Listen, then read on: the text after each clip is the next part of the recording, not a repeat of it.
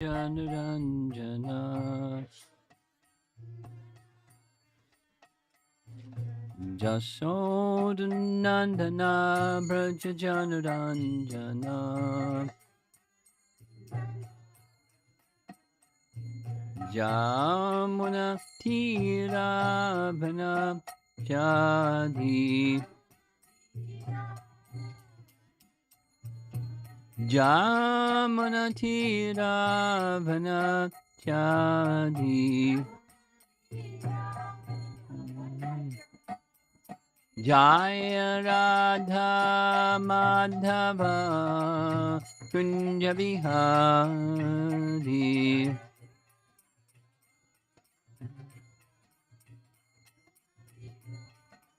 Jaya Radha Madhava Kunja Vihari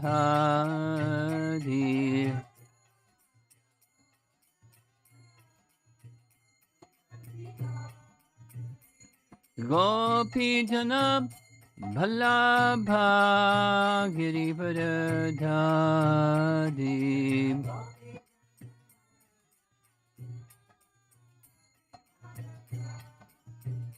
Gopi Jana Ballabha Girivardhari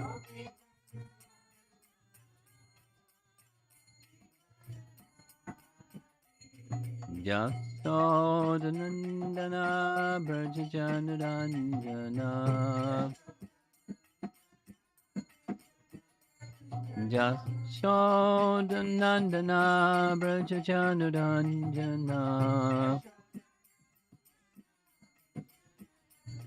Jamuna Tiravana Chadi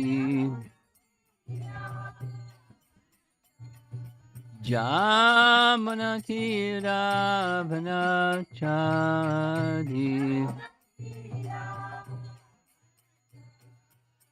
Jaya Radha Madhava Kunja Vihari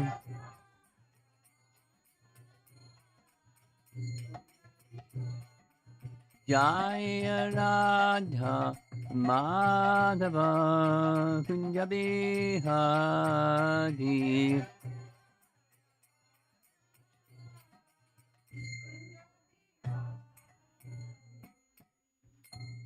Jayo Vishnupad Paramahansa Parivijakacharya Astatarasatasi Simad His Divine Grace A.C. Bhaktivedanta Swami Srila Prabhupada Ki Gaura Premanandi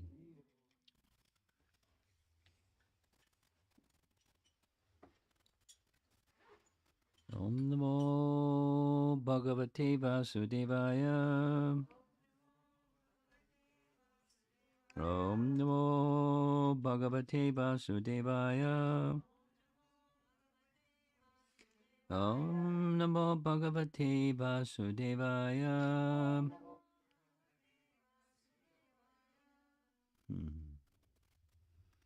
Continuing, Canto 10, Chapter 40, starting with text 31. And what we just heard yesterday morning was the message carried by the messenger from the 20,000 kings who were imprisoned by Jarasandha because they refused to submit to him as the emperor and thus pay taxes and be under his control. They said no. So they were captured, put in prison, and they said various things in their prayers through the messenger, and Krishna's heard. He hasn't spoken anything yet. The messenger continued, "This is the message of the kings imprisoned by Jarasandha, who all hanker for your audience, having surrendered to your feet. Please bestow good fortune on these poor souls." 32. Shukadev Goswami said, when the king's messenger had thus spoken, the sage of the demigods Narada suddenly appeared, bearing a mass of golden matted locks on his head. The supremely effulgent sage entered like a brilliant sun. 33. Lord Krishna is the worshipable master of even planetary rulers like Lord Brahma and Lord Shiva. Yet, as soon as he, Krishna, saw that Narada Muni had arrived, he joyfully stood up along with his ministers and secretaries to receive the great sage and offer his respectful obeisances by bowing his head. So he knows that Narada knows that he's the personality of Godhead, and he has affection for him as his devotee.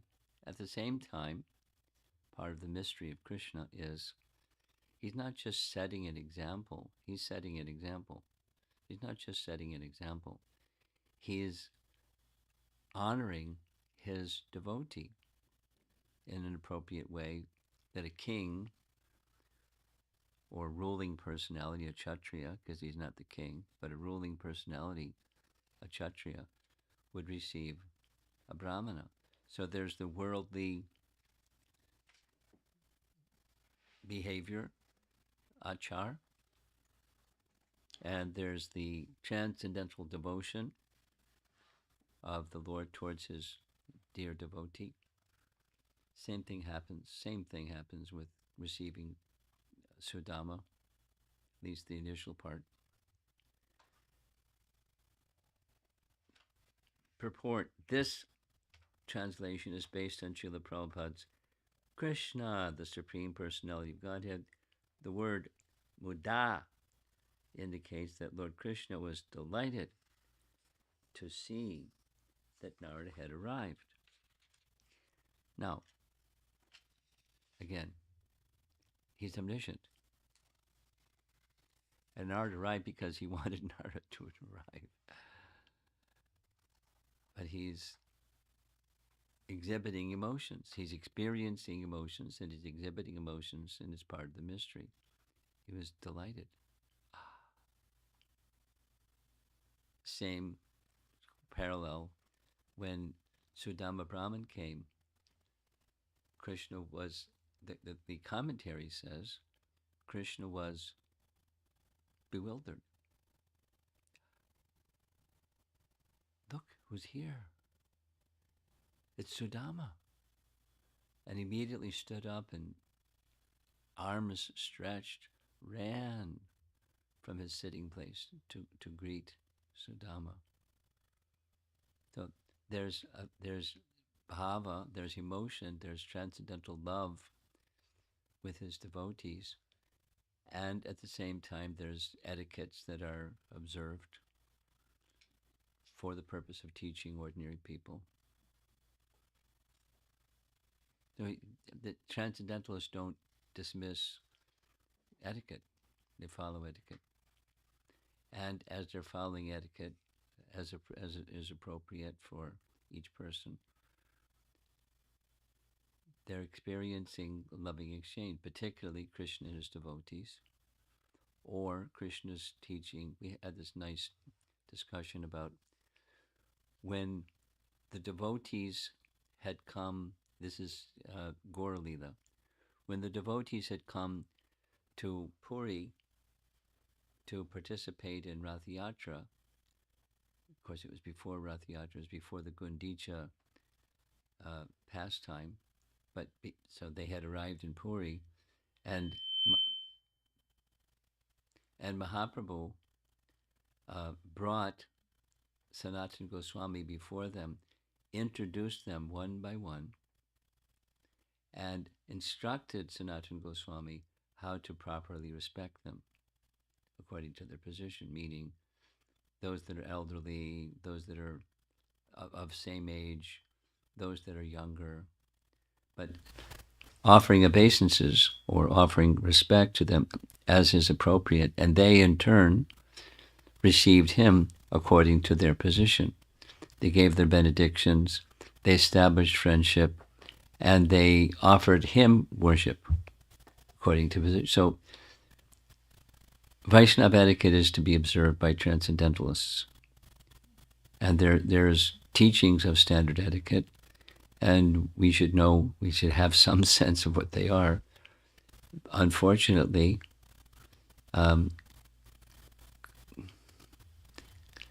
using Prabhupada's phrase, the culture has been lost, largely. Now there are still people that are cultured, not just they know rules of etiquette, but spiritually cultured, and there are behaviors that are part of spiritual culture. And so the Bhagavatam is giving us some indication of how Krishna is observing that in relation to Narada. After Narada had accepted the seat offered to him, Lord Krishna honored the sage according to the scriptural injunctions, and, gratifying him with his reverence, spoke the following truthful and pleasing words. Lord Krishna said, "It is certain that today the three worlds have attained freedom from all fear, for that is the influence of such a great personality as you, who travel at will throughout all the worlds. There is nothing unknown to you within God's creation. Therefore, please tell us what the Pandavas intend to do." Now, how did he know he came from the Pandavas? And so if he knows that he came from the Pandavas, why does he have to ask? Because he must know, but he's giving Narada some service. Sri Narada said, "I have seen many times the insurmountable power of your Maya, O Almighty One, by which you bewilder even the creator of the universe, Brahma. O all-encompassing Lord, Bhuman. Bhuman is the Sanskrit word. O all-encompassing one. It does not surprise me that you disguise yourself by your own energies while moving among the created beings, as a fire covers its own light with smoke."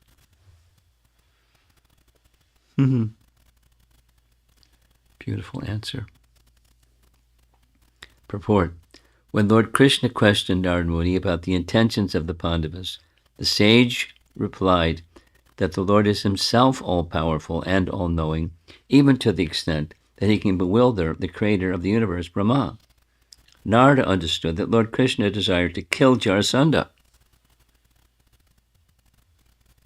and was thus beginning to arrange for this pastime by inquiring from Narada about the Pandavas' intentions.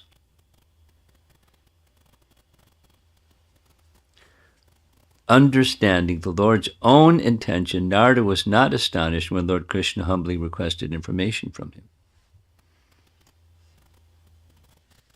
Now this is BBT purport, this isn't Prabhupada, but it's drawn from our acharyas.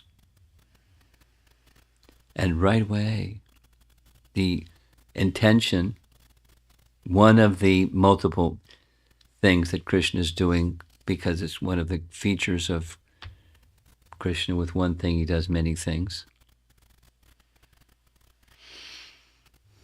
He has a desire to kill Jarasandha. And so how does that connected with the intentions of the Pandavas? Well, the intention of the Pandavas is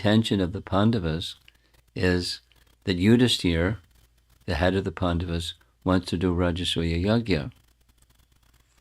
And the reason that what that means is that he would become emperor of the world.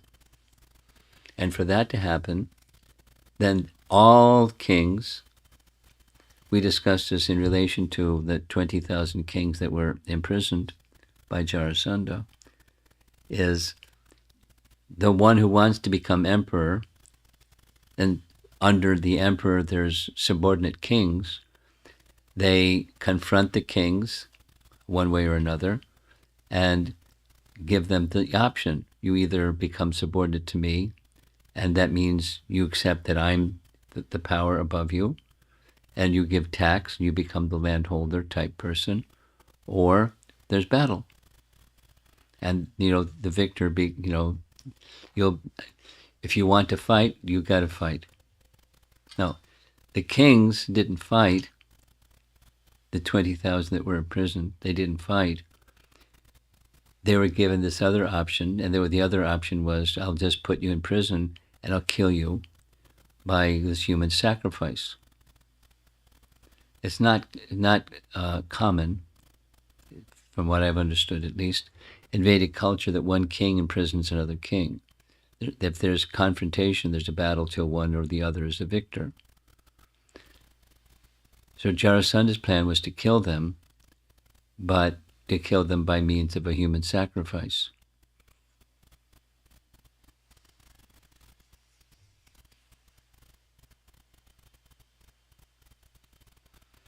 So all of this is Krishna's plan. So the messengers come from the kings saying, please release us.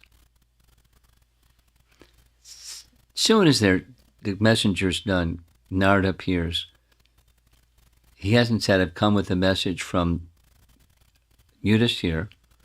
Krishna knows he's come, and he knows what the message is. He just, how are the Pandavas doing? But the Pandavas want to have a Rajasuya Yajna, at least Yudhishthira wants. And that means all kings have to be submissive. And there's one king that's not going to be submissive. And that's Jarasandha. All the other kings in the country, and who knows, what country meant at that period of time. But everybody except Jarasandha. It hasn't happened yet, because it's going to happen after a little bit. The 4 brothers are sent in all directions to extract tribute or taxes, or engage in battle. Same procedure. And the one that didn't was Jarasandha. And the 20,000 kings, they were already in jail because he had already tried to get them. It's really, okay, so that's the intrigue. And Narada, being Narada, he understands why he's asking. He doesn't need to ask, he's omniscient, but he's asking because his intention is he wants to kill Jarasandha. But before, rather, Narada, can you suggest the best way to kill Jarasandha? He's asking something else because he knows that he's coming as a messenger from Yudhishthira. Text 38. Who can properly understand your purpose? With your material energy, you expand and also withdraw this creation, which thus appears to have substantial existence, obeisances to you, whose transcendental position is inconceivable. Vilakshana Atmane, inconceivable. Purport. Srila Prabhupada explains Narada's realization as follows, quote, My dear Lord, by your inconceivable potencies, you create this cosmic manifestation, maintain it, and again dissolve it. It is by dint of your inconceivable potency only that this material world, although a shadow representation of the spiritual world, appears to be factual, which is, the first verse of the Bhagavatam, 111, just restated here. Your transcendental position is always inconceivable to everyone. As far as I am concerned, I can simply offer my respectful obeisances unto you again and again. Paragraph. The word Sva Lakshanatmane also indicates that Lord Krishna has his own unique nature and characteristics. No one is equal to God or greater than God.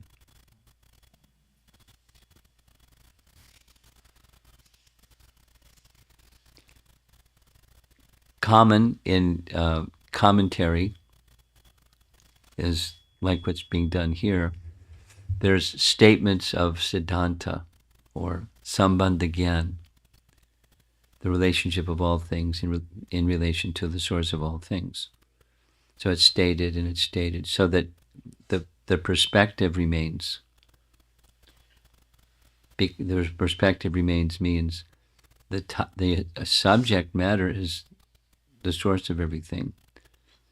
So one can it's really easy to forget Bhagavan and become absorbed in the story. So there's repeated standard reminders of Sambandhagyan. So the narration holds its position as being transcendental rather than through the course of the narration fading, and one thinks it's just a nice story. Very interesting story. It's Narada's relating to the Supreme Person.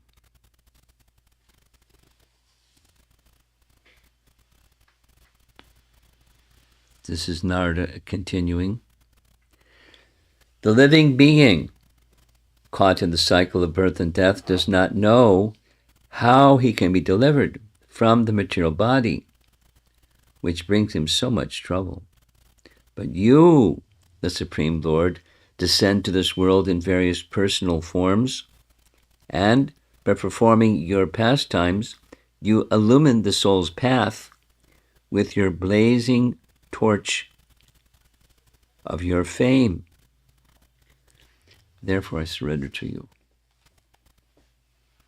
So the opulences of Krishna, fame is one of the 6 primary principal opulences, and they're being likened to illumination, like a torch. So if you want to understand who is the personality of Godhead, he's luminous. And he's luminous not just by his Brahmajyoti, he's luminous by his qualities. And his qualities are so outstanding, like this quality of fame, as one's eyes become opened. Very nice. Very nice. What's going to happen going forward in this whole narration is when Jarasandha finally is killed, because it takes a while for that to happen, Krishna does 2 things. Immediately, he installs the son of Jarasandha as the next king, indicating he's not interested in the kingdom. And he's also done it very expertly so that the wealth of Jarasandha's kingdom can be given as tax to Yudhisthira for the Rajasuya Yajna, because he needs enormous wealth to pay for all, to make arrangements for the Rajasuya Yajna. But so if there had been a big battle, then many of the resources, the assets of Jarasandha's kingdom would have been destroyed in the course of the battle. So it's triple expert. And because the son of Jarasandha, Krishna knew, was not like his father, immediately he became the next king. So that settles like who's going to be the king, because he's been anointed as the king, which is the Vedic system anyways, but it was formalized by Krishna. And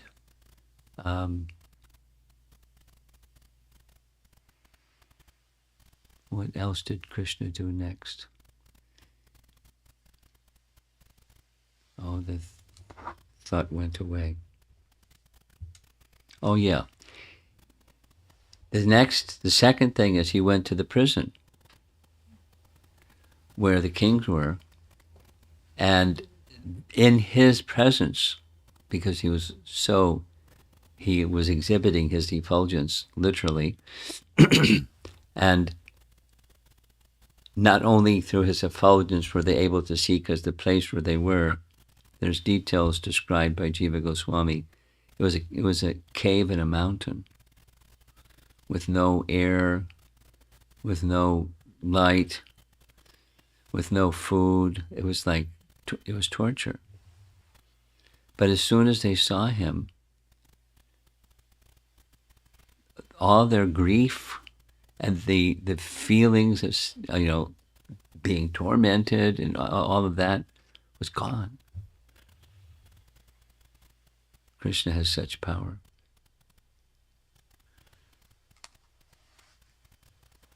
So even his fame is effulgent.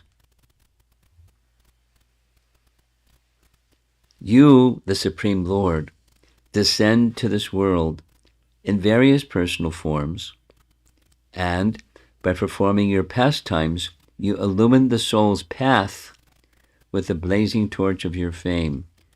Therefore I surrender unto you. Prabhupada's paraphrase from Krishna book.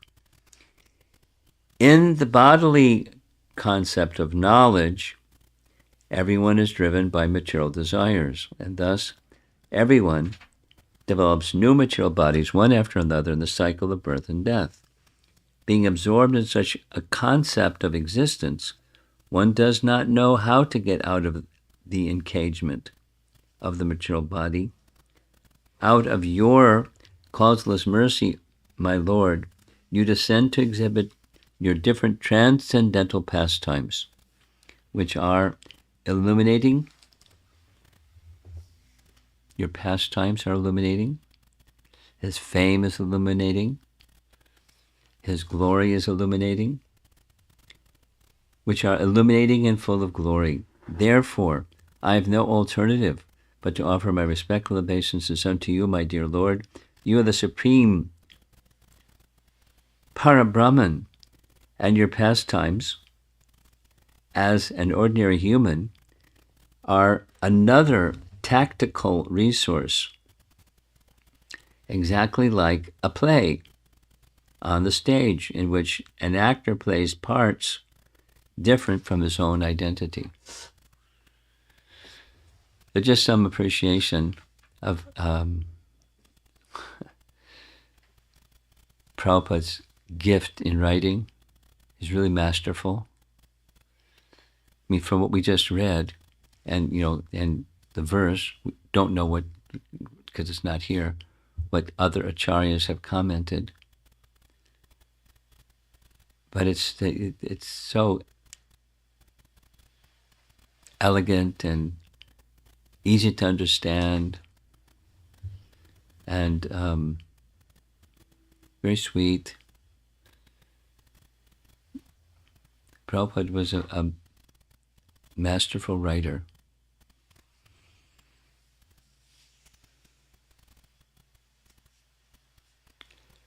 And for masterful writer for different audiences. Krishna book was intended, I mean, one of the ways of describing what the purpose of Prabhupada writing Krishna book was, of course, he didn't know if he would be able to complete the entire 12 cantos Bhagavatam, and he wanted to leave behind a proper understanding of Krishna's pastimes in Vrindavan, because professional reciters distort everything, and ordinary people don't have access to what Krishna's pastimes in Vrindavan really represent. And so he presented Krishna book. Although he cautioned us, it was very interesting. He cautioned us again and again and again and again, it's over and over, like, okay. Don't go straight to the 10th canto. Go through all the preliminary cantos before going to the 10th canto, because otherwise one takes it cheaply. and over and over. Okay. Then he went before he completed. It was in the third canto or something. It was Krishna book because he wanted to leave that behind. And in wanting to leave it behind, there's things like we just read to understand the transcendental. Of course, this is not Krishna in Vrindavan, it's Krishna in Dwarka, but to understand the transcendental nature of Krishna's exchanges with his devotees and how just by his being in the presence of Narada or by his being in the presence of these kings imprisoned by Jarasandha, it had a mystical and magical effect on them, and which Krishna can exhibit or Krishna can not exhibit. Krishna can withdraw it or Krishna can extend it. So worldly people can't experience what transcendentalists can experience because the transcendentalists receive special mercy. Or say it, in a different way. Same thing in a different way. Whatever one has as realization of Krishna is dependent upon Krishna. He shows himself. And different devotees have different realizations, or different non-devotees have different realizations based upon their regard for Krishna, and Krishna's simultaneously, just as he's the super soul within all living beings. And how are you going to keep track of all living beings? It's not possible. But for Krishna, it's not only possible, he knows everything about every living being, which is inconceivable. And he perfectly reciprocates with each and every one. So realization is like that. It's Krishna's disclosing something. So he's disclosing to Narada because of Narada's devotion for Krishna. And we're getting to hear Narada's realization spoken directly to Krishna himself. And it's not only just, he and Krishna, they're off in a side room something. They're in the public assembly.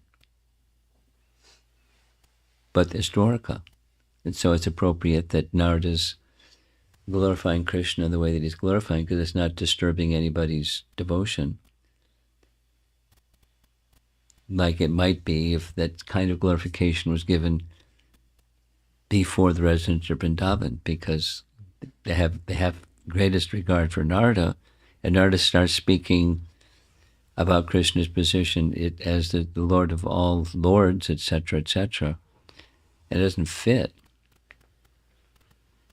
the mood of the residents of Vrindavan, but it certainly fits the residents of Dwarka. So all these kinds of considerations, they're subtle, but as the writer is very, say, Vyasadeva and the commentators, they're very tuned into their audiences, and they're only disclosing that which their audiences can handle. But to get the deeper and yet deeper and then deeper picture of Krishna's nature, the nature of his loving dealings. So he's enabling Narada to say what Narada is saying, because it's a mercy that Krishna's given to Narada, and he's revealing things about Krishna that, because everyone's regard for Narada, they hear with acceptance. I'm just commenting on the masterful nature of the devotees describing Krishna's pastimes, and Krishna's revealing things to the devotees according to their faith and their devotion to him. And other people can't understand.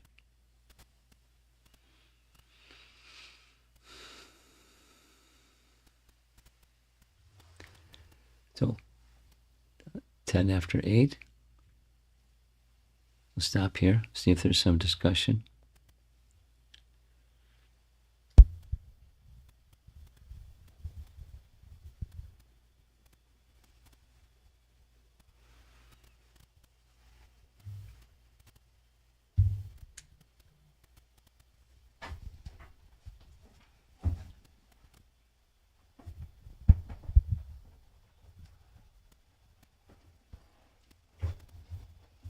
Hare Krishna, Guru Maharaj.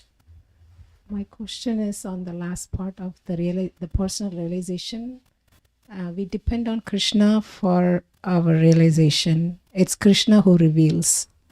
So my question is, if someone is envious or inimical towards Krishna, even their realization also coming from Krishna then? What do you think? Mataksmatir jnanam apohanam cha. So, confirmed.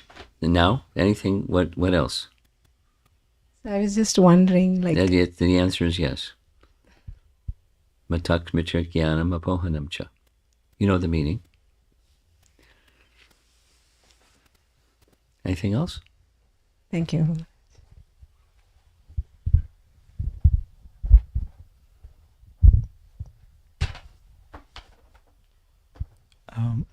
Just a comment, because you were holding like I'm going to say something more. Some devotees in India just asked the same question. Super soul, does the super soul give intelligence to bad people? And if so, why? And what's the function of super soul within the heart of everything? It's not just people; it's all living entities. Prabhupada's example: the cat waiting till the housewife leaves the kitchen so the cat can jump up on the table and take the milk. Or the thief is prowling around in the dark, and super soul indicates, don't go now, someone's coming. And then when they pass, okay, now is the good time, go. So super soul is giving intelligence to all living entities to do whatever they do. How do the birds know to fly south? Someone can say da da da da da, and then the Vedas say, well, the da da da da da has everything to do with super soul. He's the controller of the birds flying south for the winter, and whatever else happens in the world. So, hearing how Krishna's pastimes and his fame and his all activities are illuminating. Yeah, isn't that nice? I was appreciating how Prabhupada's pastimes and activities and all his contribution is also so much illuminating to us. Yes. And the same with the sadhu's presence. So I was thinking about the application, like yet we need to endeavor when we are doing things. So I was trying to take the application is that when endeavoring, have that conception clear. It's only it's a maybe opportunity given, or basically like I'm trying to take that not to lose the Krishna and his devotees' personal form. I don't follow. Everything is fine except the very last part. Yeah. Let's do the very last part again. So I'm only thinking... You don't want to be forgetful of Krishna's form and the devotee's form. Yeah. What's the connection? So the connection was, when I'm endeavoring, I can usually lose track that the conception that that I'm doing it or I'm doing the service and so on. Yeah, false ego. So that's the application.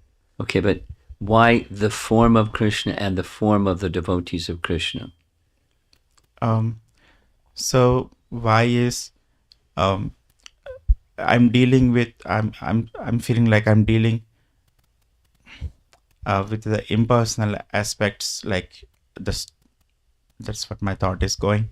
Like when I'm doing the service, the opulence is already impersonal representation of Lord's opulence. I'm not able an to. opulence of this world is an impersonal representation of the Lord's opulence. Yeah, it's easy to lose track that it is, Krishna's gift. Well, it's not impersonal representation.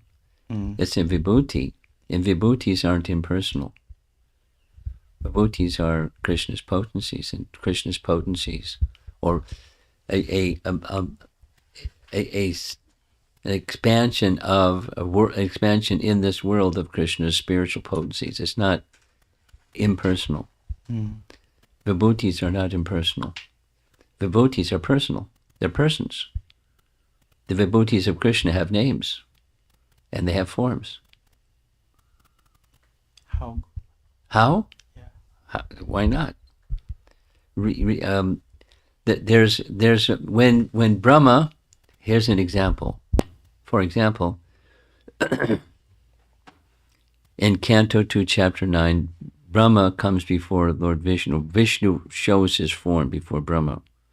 And then there's all these potencies, each with forms of the spiritual world. So those potencies that are of Krishna's in the spiritual world, they have their expansions.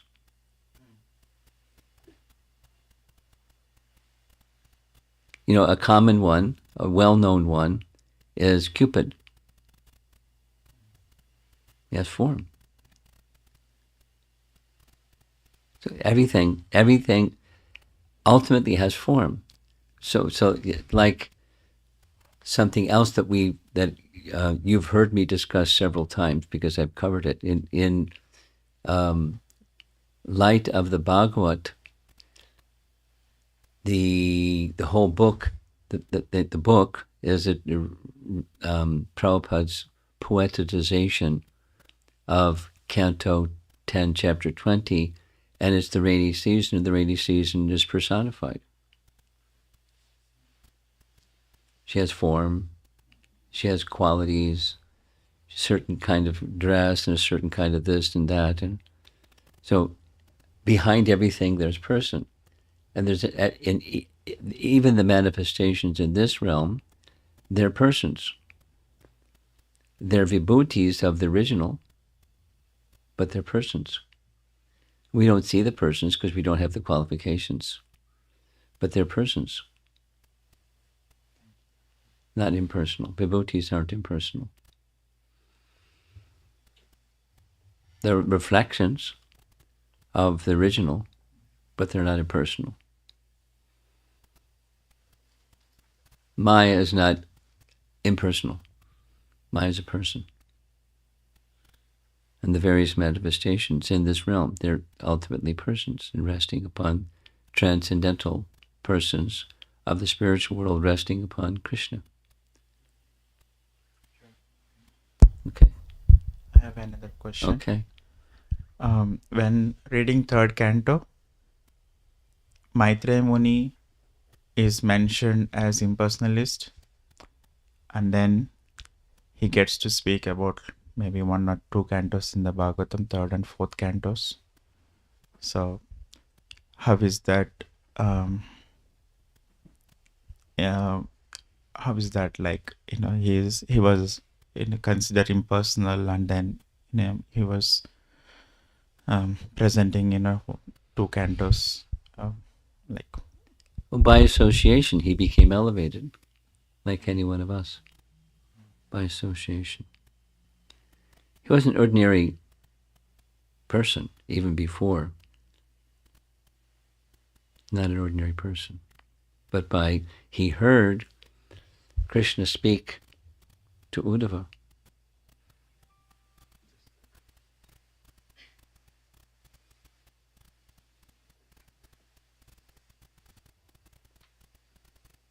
Anything else?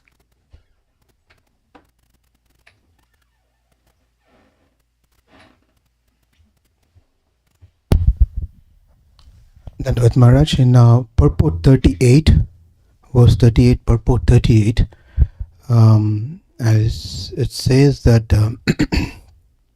I'm just reading a part of this purport. It says, it is by dint of your conceivable potency only, that this material world although a shadow representation of the spiritual world, appears to be factual. So the term factual is little confusing or misleading, especially for me, because as you are saying, answering right now that Maya is not impersonal. That's right. And the Vibhuti is not impersonal. That's right. But here the line says that it's a shadow representation Yes. of the spiritual, appears to be factual. That's right. If it is not factual, then It's factual. But, factual in the sense that it's manifest for some time and then it disappears. I'll share something with you. I think you'll appreciate it. It's a little technical, but in the first of the Chatur Shloki verses of the Bhagavatam, Canto 2, Chapter 9, verse number 33. In verse number 33, in the Chatur Shloki verses, the terms that are used are Sat and Asat. Could you look it up and I'll just read it directly. Sat and Asat. So the way that the words are translated, Sat and Asat, it indicates that Sat is impermanent and Asat is permanent, which is not the way we normally understand, because there's the transcendence Sat, and in contrast with the transcendent Sat, there's the temporary. However, this is where it gets subtle, so listen carefully. There's a Sanskrit rule. I'll send you I spent some time with this, so I'll send you the document that gives the Sanskrit rule. The Sanskrit rule of why our commentators consistently have translated the Asat as the cause and Sat as the effect, which goes contrary to our normal understanding, is a rule, Sanskrit rule, that the Mahatattva is the cause, and once the cause is not observable, but the part that is observable, the creation, is Sat. When I was asking Sanskrit scholars, it's counterintuitive that to say that for our Acharya consistently, it's in Prabhupada's word for word, and it's in the previous Acharyas, and so why? It's connected to this seeming contradiction that is Maya real or is it not real? Well, it's illusory. We don't say it's false like Maya, but impersonalists say this world is false. It's not false. It's real, but it's temporary in that sense. It's insubstantial. Now you see it, now you don't. It's a reflection. Now you see it, now you don't. So when you see a reflection, does it exist or doesn't it? It's a reflection. It exists as a reflection, but it's insubstantial. There's no substance. And that goes back to the first verse of Bhagavatam. This world is insubstantial. There is substance. So the use of terms in Sanskrit depends on the context. So, that the passage that you read, this material creation is not real, because it's just a reflection. But a reflection does exist. Yeah. It's just not the substance. It's a reflection of the substance. So in one sense it's real, in another sense it's not real. Maya exists. Maya is a person. Maya came to entice Haridas Thakur. Maya is a person, but insubstantial in comparison to that which is substantial. Now you see it, now you don't. Insubstantial, like a reflection. Like, the mirage in the desert. It's something. It's not what it appears to be, but it's something. So it's real. It's something, but it's not what it appears to be. So it's subtle. To how to get the proper understanding, we need the proper understanding from proper sources. Otherwise, it looked contradictory. It seemed contradictory. On face value, it's contradictory. A person with reason only operating, is it this or is it that? Because if it's this, it can't be that. If it's that, it can't be this.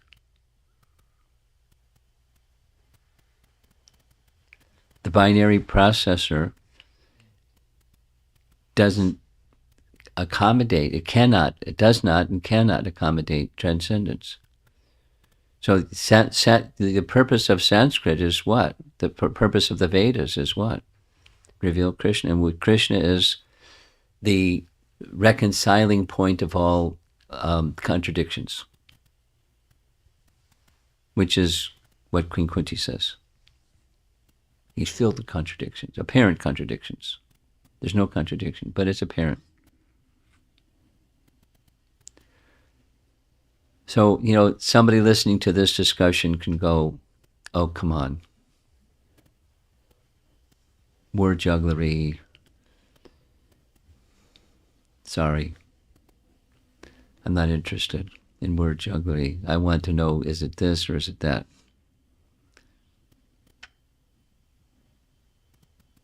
But, Sanskrit is subtle, and Krishna is the reconciling point of all apparent contradictions. And that's part of the mystery of understanding Krishna. He appears to be just like this little section. Is he a king or is he the Supreme Lord? He's a king acting like a king would act to a great sage. And the sage is saying, you're a mystery. We don't understand you. Why are you asking this? Because you have a purpose. You want to kill Jarasandha. And so you're asking, how are the Pandavas? Narada has that acumen. So is he the supreme, or is he a king? A good king, powerful king. He's got lots of, power. Or is he not just a king? So it's subtle. Anyway, that's my response. Thank you, Maharaj. I just want to say something that send me a little note so I can send you this document about Sat and Asat. It's nice. It clarifies. It makes it that which I was stuck on it for like a week and finally got an explanation. It was clear. Go ahead. Thank you. So I was just saying that even though Prabhupada's purports are very lucid, very easy to read and so forth, I think it's absolutely necessary to have Bhagavatas like yourself to explain the purport of the purport, giving another purport. Otherwise, it's going to be, anyone who reads such lines, there are chances that they may think this is something speaking about Mayavada or things like that. Yeah. In the past 24 hours, 3 such things came my way, and I'm planning to unpack them. I'm given an explanation, but I want to put it in writing so people can take a look at it. But it's there. It's just it requires faith, and it requires the bhakti. Let's say faith in Prabhupada. He's not contradicting himself when he says it's real and he says it's not real. Seamlessly he moves back and forth. So what's going on? So there has to be, faith in the Acharya and the Acharya's commentaries, and there's a reason behind it. Just slow down and be faithful and patient and inquire from, and then it becomes very, very simple. But the Vedas, supposing one doesn't have such a person, the Vedas are bewildering. And it's like the elephant and the blind man. You hold the tail and you hold the trunk and you hold the leg and you hold the body and you hold the ear, and it's like, what's going on here? The Vedas are clear, but you have to have a seer to understand the big picture. And Prabhupada doesn't always lay it out. Sometimes he does.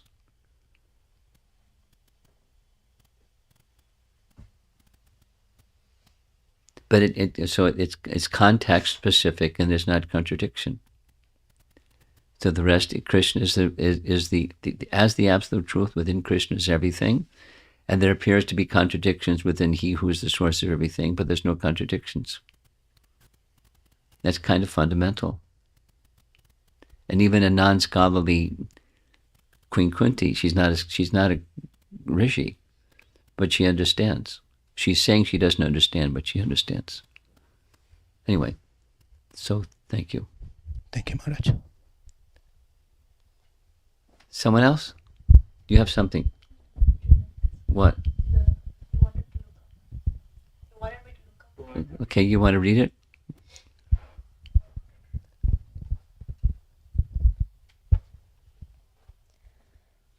This is from 2933. 33. Vishwanath Chakravarti Thakur's commentary. Sometimes it is said that only the impersonal Brahman existed. In answer to this, it is said in this verse that Brahman, which is superior to effect, Sat, and cause, Asat, is not different from me. This means that I alone appear as the impersonal Brahman in some scriptures, which cannot express the various qualities arising from my Swarupa, because the readers are not qualified. But you should know me, endowed with form and qualities, because you have my blessings and mercy, as expressed in this previous verse. And in the verse,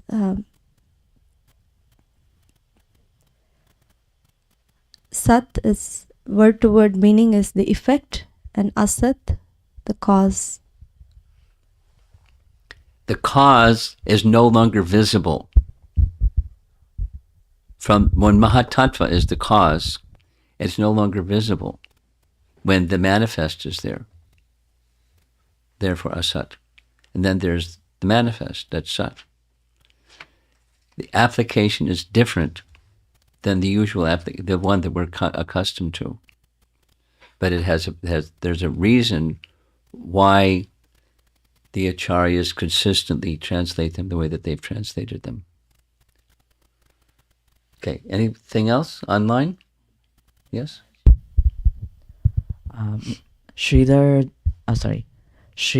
Das Prabhu says, Guru Maharaj, this question came up in our Harikatha discussion. Principles of religion in Kali Yuga is standing only on one leg, truthfulness. Could you kindly clarify what this actually means? What it actually means is what it says. That's what it means. Now there's the worldly truthfulness, and that's the Dharma leg. And then there's transcendental truthfulness, and that's the Paradharma leg. So the Swadharma truthfulness derives its strength from the Paradharma truthfulness. And because disciplic succession still exists, even in this age of Kali, the Paradharma truthfulness still exists. Therefore, then there's still Swadharma, at least to some extent, within this age of Kali. And so it's very important. Swadharma, truthfulness, is very important. And it's resting upon the paradharma truthfulness, which is of paramount importance. So to restore and maintain the swadharma truthfulness, paradharma has to be propagated.